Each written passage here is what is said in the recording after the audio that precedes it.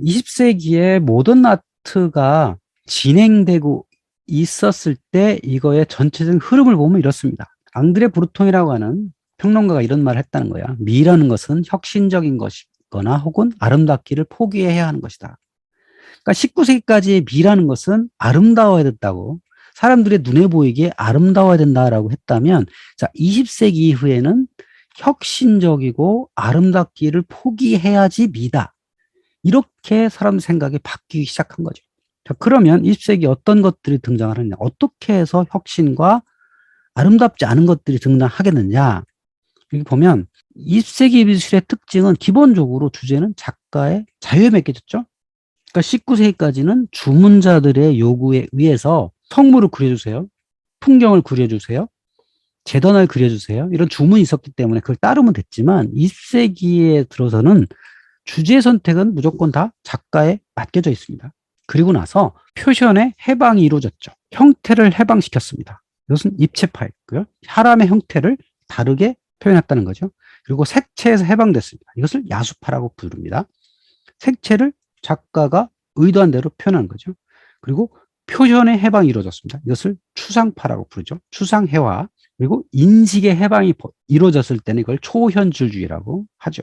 우리 눈에는 몬드리안이 그린 추상화, 폴록이 한 초현실, 이런 것들이 가장 깜짝 놀라는 것처럼 보이죠. 21세기 우리한테는. 그런데 이 피카소의 입체파에서도 사람들의 인식에 상당한 혁명을 느끼게 했다는 겁니다. 그리고 이 시대의 특징은 20세기 전반, 2차 대전 이전까지는 파리가 예술의 중심이었다면 그 이후에는 뉴욕으로 이전을 하게 되죠. 경제적인 면으로도 그렇고요. 유럽에 있는 많은 사람들이 미국으로 이민을 했기 때문이기도 하고요. 그러면 20세기 전반기에 두 거장을 한번 다뤄보도록 하겠습니다. 두 사람 누구냐면 야수파의 앙리 마티스고요, 입체파의 파블로 피카소입니다. 이 사람들은 기존까지 이루어졌던 신고전주의 또는 사실주의에 반대해서 새로운 형식을 모색을 합니다.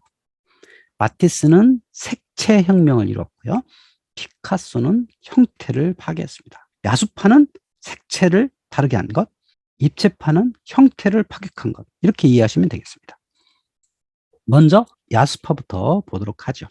여기 마티스가 그린 모자를 쓴 여인이 있죠. 상세한 묘사보다는 형태는 어느 정도 유지를 하죠. 사람의 얼굴은 잘 보이니까. 그 대신 야수파의 특징은 색채다라는 걸 이해하시면 되겠고요. 이 야수파들은 1905년에 파리에서 열렸던 젊은 화가들의 전시에서 등장을 합니다.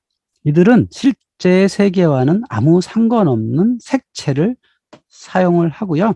이들이 전시회를 열었더니 주변 사람들이 저거 야수 또는 야만이라고 평가했기 때문에 이 야수파라는 이름이 붙여졌습니다. 그러니까 이들은 광란한 미치광이다, 저건 추한색이다, 실제 세계가 아니니까, 실제 세계에 있어서는 색을 쓴 게 아니니까, 이런 혹평을 받았다는 거죠.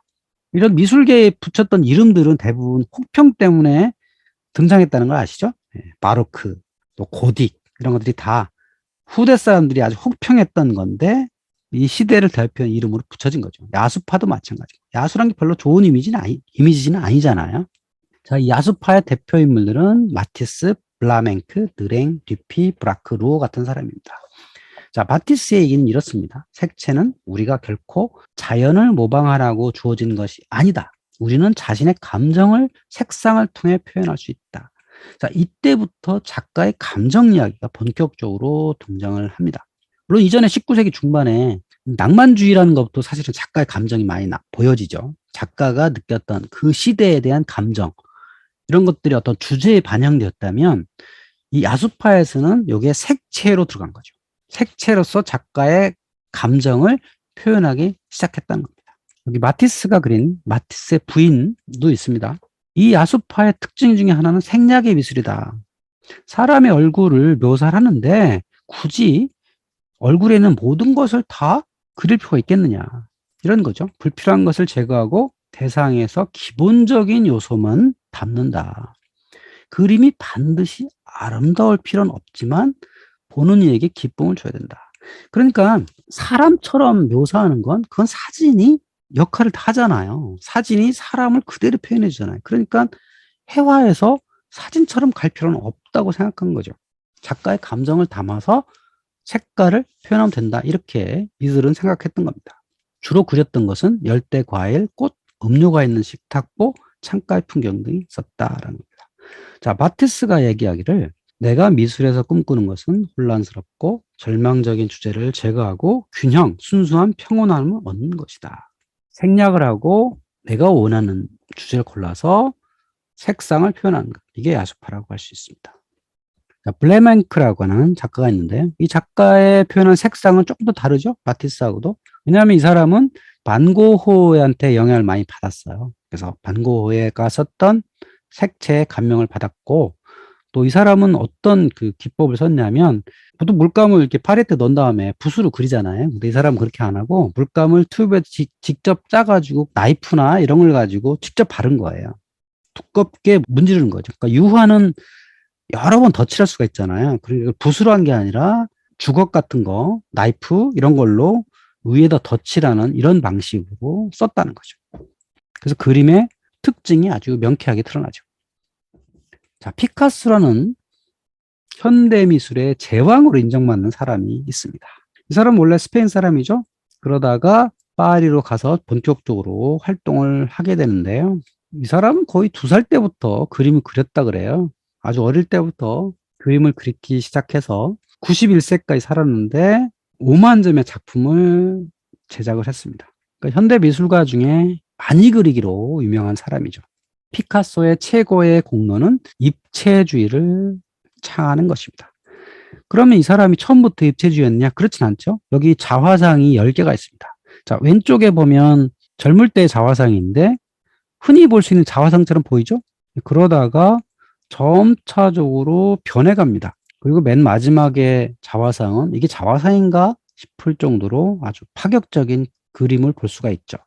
그러니까 이렇게 자화상을 모아놓은 것만 봐도 아, 이 사람의 작품의 경향이 이렇게 변해왔구나라는 것을 우리가 알 수 있죠. 그러니까 화가의 작품이라는 게 젊을 때, 예를 들면 20살 때 작품하고 한 80세 작품하고 똑같지 않아요. 다들 변합니다. 그러니까 처음부터 이렇게 딱 성격이 정해진 게 아니라는 거죠. 그러니까 우리 보통 사람도 마찬가지입니다. 20살 때 생각하는 거하고 40살 때 생각하는 것, 60살 생각하는 것, 80살 생각하는 게 다 다르고 행동 약식도 다르다는 거죠. 그리고 달라져야 되고요. 또 시대에 맞게 따라가기도 해야 되고 이런 예술가들은 자신의 경향성을 찾아내긴 하지만 그래도 끊임없이 변화해 가더라 이겁니다. 피카소의 생애를 보면 이렇게 수많은 작품을 그렸지만 끊임없이 화풍이 변했습니다. 그래서 후대 평론가들이 피카소의 작품을 보고 이렇게 시대를 나눠봤습니다. 어떤 계기로 해서 변해갔기 때문이죠. 청색 시대, 장밋빛 시대, 니그로 시대, 입체주의 이렇게 변해간 거예요. 청색 시대는 젊은 시절 인정받지 못하고 가난하고 궁핍하던 시절은 이렇게 그렸고요. 장밋빛 시대에는 파리에 정착해서 어느 정도 인정을 받았던 이런 시대고요. 세련된 장밋빛 갈색톤을 가졌던 때고요. 니그로 시대는 추상적인 아프리카 가면의 힘찬 표현을 발견을 합니다. 본격적으로 아비뇽의 아가씨들 이런 그림으로써 20세기 미술의 원조라고 하는 어마어마한 칭찬을 듣게 됩니다. 그리고 피카소는 대리석이나 점토 등이 아닌 획기적 재료를 써가지고 조각 작품을 남기기도 합니다.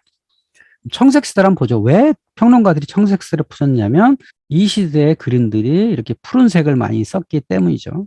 우리가 알고 있는 피카소의 작품하고는 많이 다르다라는 걸 느낄 수 있죠. 자, 왼쪽에 삶이라는 그림을 보면 남녀의 누드가 있고 그 옆에 어머니 같이 보이는 사람이 있죠. 아마도 작가의 실제 모습이 아닐까 싶기도 하고요. 그 옆에 어머니와 어린아이 같은 경우에도 야수파 같이 보이는 이런 화풍을 가지기도 하죠. 장밋빛 시대의 작품을 봅니다. 여기 아크로바트 원볼, 아크로바트에서 놀고 있는 아니면 재주를 부리고 있는 아가씨의 모습이 있죠. 뭔가 색깔이 좀 달라졌다. 그리고 어느 정도 인간의 몸을 묘사하려고 노력을 많이 했다라는 걸 보이고 있고요. 고개사의 가족이라는 작품을 보면 여기도 색상이 다채로워졌다라고 할 수 있죠. 그런데 중년이 돼가지고 피카소가 아프리카 가면 인간의 얼굴을 이렇게도 표현할 수 있구나라는 것을 발견하게 됩니다. 추상적 아프리카 가면의 힘찬 표현을 발견해가지고 이 모티프를 그림에 조합하게 됩니다. 그렇게 해서 탄생한 유명 작품이 바로 아비뇽의 여자들입니다. 이 작품은 진정한 20세기 미술 작품이라는 평가를 받았습니다. 500년간 내려오던 르네상스의 미술의 전통을 깬 과감한 문제작이었다고 하는 거죠. 자, 그러면 500년간 내려온 르네상스의 미술의 전통은 뭐였을까요? 균형, 조화, 절제, 아름다움, 이런 거죠. 그런데 이 그림을 보시면 그런 것들이 다 없습니다. 기본적으로 원근법이 없고요. 좌우 조화가 없습니다. 여기 여인들의 얼굴도 다 다르죠. 맨 왼쪽에 있는 여인의 얼굴이 조금 독특합니다. 아프리카 가면 같이 보이죠. 근데 이 눈을 보세요. 옆모습인데 눈은 앞에서 본 모습을 갖고 있죠. 어찌 보면 이집트 사람들이 했던 정면성의 원리와 닮아 있습니다. 어쩌면 이때 이집트에서 봤던, 물론 이 사람이 이집트를 가보진 않았겠지만 이집트에 가서 그려온 그림, 또 이집트에서 발굴했던 작품들이 아마 파리에 도착을 했을 겁니다. 그걸 보고 이런 방식으로 그렸겠죠. 또 맨 오른쪽에 있는 여인의 얼굴도 보면 전형적인 아프리카 가면을 하고 있죠. 그 밑에 얼굴은 가면도 아닌 다른 얼굴을 좀 추상화한 그림을 보이죠. 그리고 특히 그 밑에 몸을 보면 여인의 몸은 뒷모습입니다. 엉덩이가 보이죠. 얼굴은 앞쪽으로 하고 있고, 그러니까 인체를 완전히 해부해가지고 다른 형태로 보이게 됩니다. 그리고 여기는 5명의 몸이 다 달라요. 그러니까 이 그림을 본 사람들의 볼 때 얼마나 혁신적인지를 느끼게 되죠. 피카소는 이미 당대에 이 그림을 통해서 대가로 인정받게 됩니다. 그래서 사람들이 물어본 거죠. 왜 그림을? 어떻게 이런 그림을 그리게 되었습니까? 라고 했더니 피카소는 이렇게 대답했다는 거죠. 나는 보이는 것 말고 알고 있는 것을 그린다. 여인을 보는 대로 그린 게 아니라 여인이란 이렇게 다양한 모습을 갖고 있다는 걸 나는 알고 있기 때문에 난 그것을 그렸다라고 설명을 했다는 거죠. 피카소의 작품 양식을 입체주의 또는 큐비즘이라고 합니다. 자, 큐비즘의 특징은 뭐냐면 대상에서 형태를 해방시켰다라는 거죠. 피카소가 맨 처음에 이렇게 스케치한 앙브루아즈 볼라즈의 초상이 있습니다. 이건 그냥 눈에 보이는 사람의 모습이죠. 형태가 그대로 있는 겁니다. 자, 그런데 가운데 있는 피카소의 그림은 형태가 사라졌죠.